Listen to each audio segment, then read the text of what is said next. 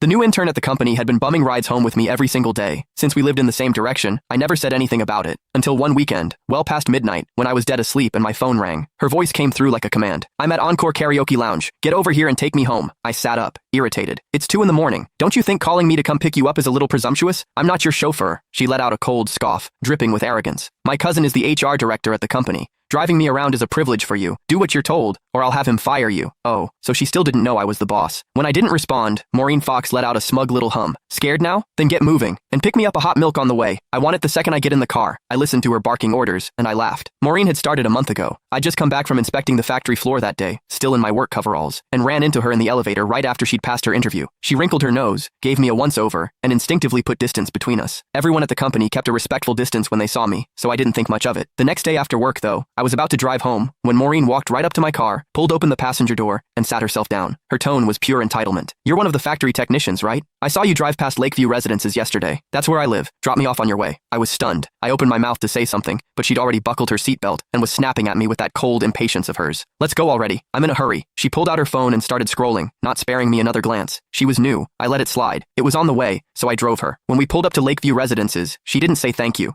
She just shoved the door shut and walked off without looking back. I thought that would be the end of it. It wasn't. From that day on, Maureen showed up in my passenger seat after work like clockwork. Never asked, never waited for an invitation. Before I could even object, she started making demands. "From now on, stop by my building in the mornings when you're heading in. Pick me up on the way. I hate the smell of smoke. I know it's your car, but no more smoking in it. I got down here 3 minutes before you today. Be faster next time. Don't make me wait. These seats are too hard. Bring a cushion for me tomorrow. Something soft. I don't like the color of this car. When you get a chance, wrap it in pink." Now I knew. Her cousin was the HR director. "Hello? Why aren't you saying anything? Are you on your way or not?" Maureen's impatient voice crackled through the phone again. I yawned. "No, I'm going back to sleep. Call yourself a cab." I hung up. Before I could even set the phone down, it rang again. Maureen again. "Are you out of your mind? You actually hung up on me? Do you have any idea that my cousin is sitting right next to me?" I replied lazily. "Oh, and?"